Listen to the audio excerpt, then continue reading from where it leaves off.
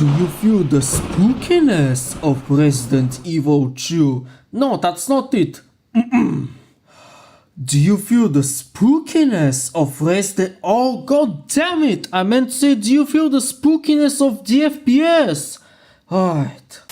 Welcome to another super duper mega generic Halloween celebration! Now, for last Halloween, I played Resident Evil 7 on my Lenovo IdeaPad 115 IBY, which is powered by the Intel Celeron N2840 and its integrated GPU, the Intel HD graphics base rail, and it did not go very well. But now, I decided to take it a step further. Now, a few important things to show and mention. First of all, just like when I played Resident Evil 7, I'm using another version of the game, and that's because on this date, Capcom upgraded Resident Evil 7 and 2 and 3 Remake to only use DirectX 12, removing the option to run them in DirectX 11. Because the Intel HD graphics base rail do not support DirectX 12 in any form, I can't play the newest version of Resident Evil 2 Remake. So if your graphics card does not support DirectX 12,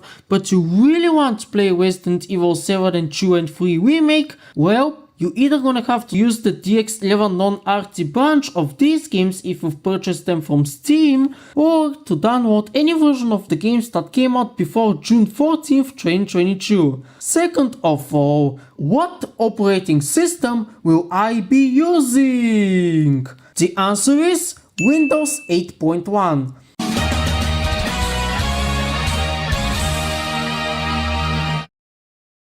Now, even though the people gave Windows 7 the title of the best Windows version and Windows 8.1 the title of the worst Windows version, this time reality disagrees, because in this game on Windows 7 on the Lenovo IdeaPad 115 IBY, what would happen is that every 30 seconds or so, the game would tend to freeze for around 10 seconds, with the CPU's usage skyrocketing to 100% during the freeze, and then carry on. Something that doesn't really happen on Windows 8 and newer. To ensure we get every drop of performance from the game, first we're gonna disable the vignette and the sharpening. For this, we're gonna be using a hex editor, but before that, make sure to go to the folder where you have Resident Evil 2 Remake installed and make a backup of the game's RE2.exe file, as this is the file we will be editing with the hex editor. In the hex editor, open the game's executable. To remove the vignette from find, search for these numbers and letters, make sure the database is set to hex values, and replace the letters and numbers that HXD has hopefully found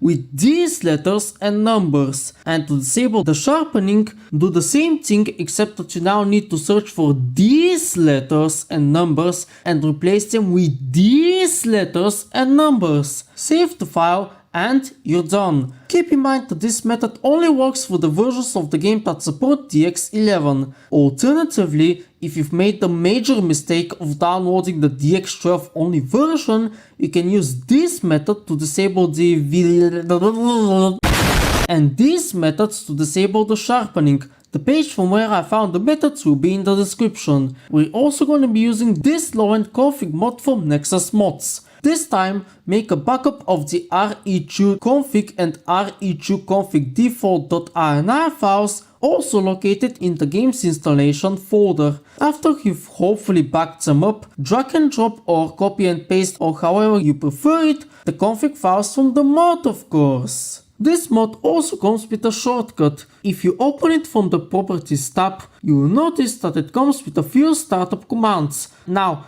I seriously doubt they actually do anything, but we're desperate, so it's worth trying anyway. But to make sure the shortcut actually works, it's important to modify the target and start from the attributes so that they match the folder and main executable location where you've installed the game. As for graphics settings, these are my settings, feel free to copy them.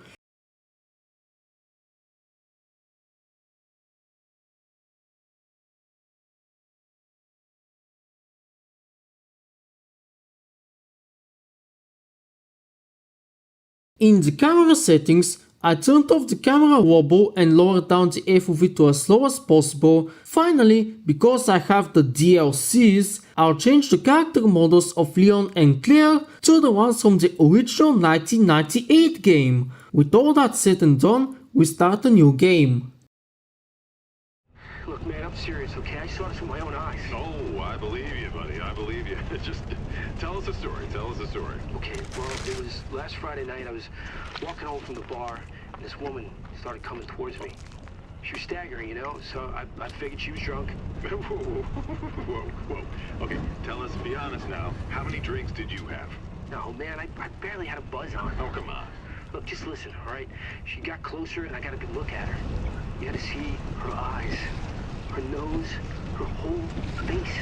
It looked like it was rotting. Yeah. She looked like a corpse. Like a walking corpse, man. Sounds like my wife.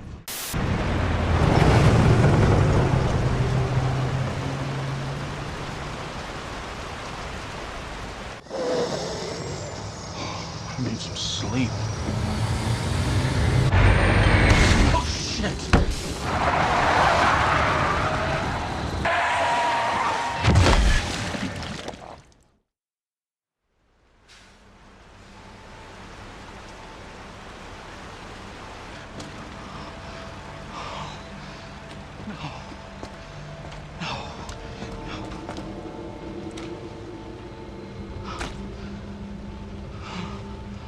What am I gonna do?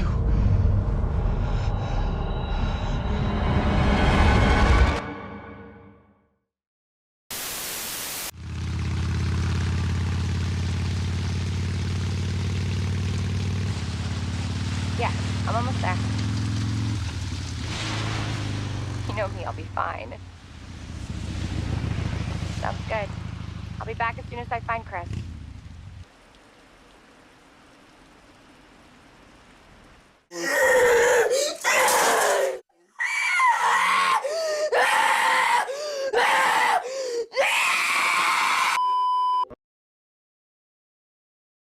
The first thing you may have noticed is the graphics, which don't need a lot of commenting. I mean, at this point everybody can agree that they look like a demake rather than a remake. But the second thing you may have noticed is how the game went from running in actually impressive given the specs double-digit FPS to 1 FPS.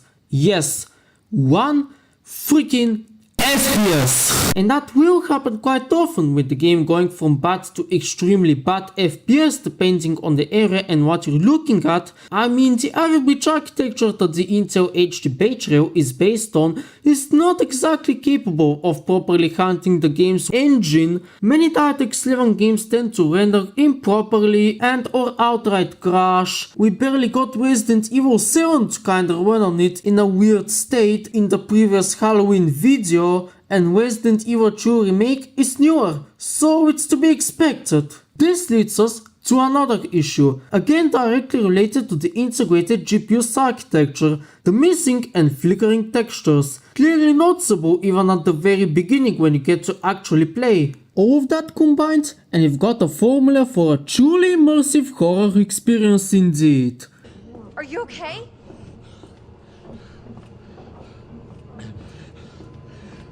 Wait here. I'll check it out. Hold still! Excuse me, is everything okay? Stay back, ma'am. I got this.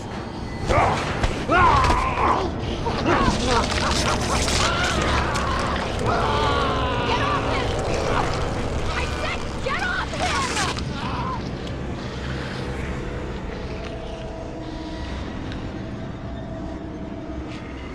Don't come any closer!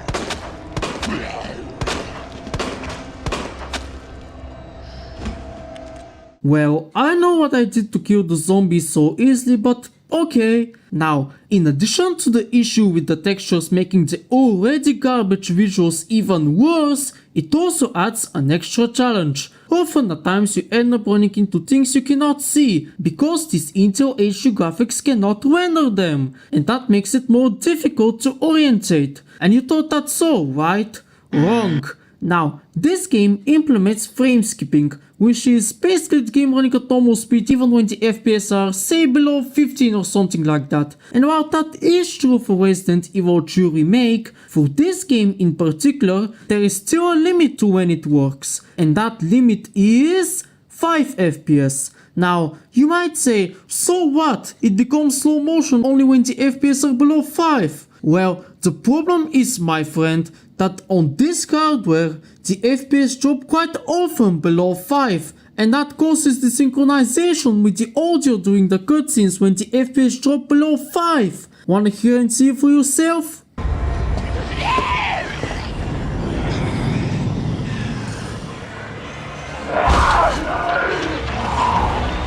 Come on! Get in! Hold on.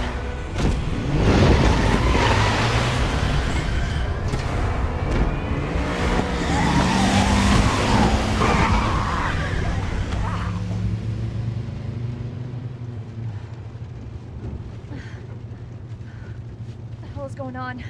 I don't know. Well, that's it with the prologue. Now we move on to the next part of the game, where we first have another epic cutscene proudly presented by Capcom, with the FPS once again dropping to below 5 and, you guessed it, more desynchronized audio. And of course we have more of the missing textures issue. At this point we just have to give the missing textures issue a name. You know what? Let's go with ghost rendering, because, well, Halloween and ghosts and stuff like that.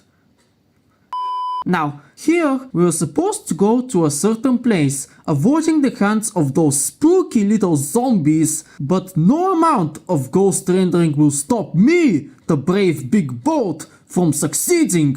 And indeed, we successfully reached the place, the police station. And what is there to see in that police station? 2 FPS? Yeah. Not even the ghost rendering is helping at this point. And what is there to do in that police station? Why, of course, solve puzzles. Except that you cannot really solve the puzzles because you cannot really see those puzzles, because we lowered the resolution too much. So you have to change the rendering mode to normal and increase the resolution to native 640x400 to be able to see those puzzles, so that you can solve them and make the game run even worse in the process, because 2 FPS isn't bad enough.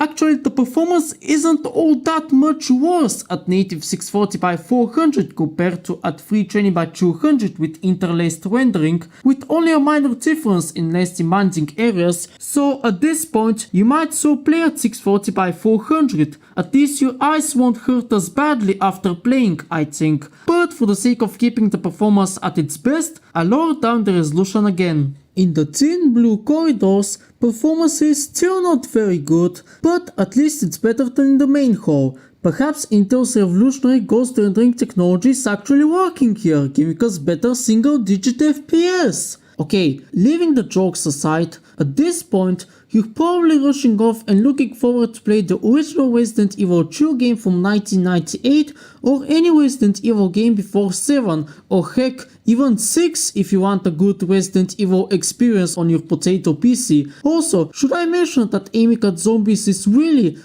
hard with this frame rate? Thank God for those DLCs. Speaking of DLCs, let's see how the big extras run. This is how the 4th Survivor minigame runs.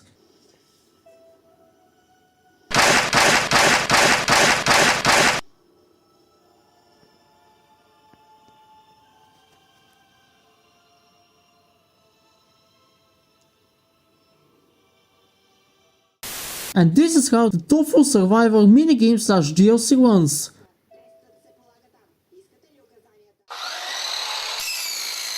As for the Ghost Survivors DLC, this is No Time to Mourn.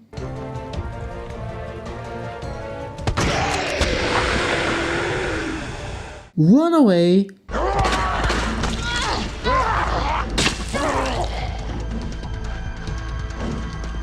And finally, Forgotten Soldier.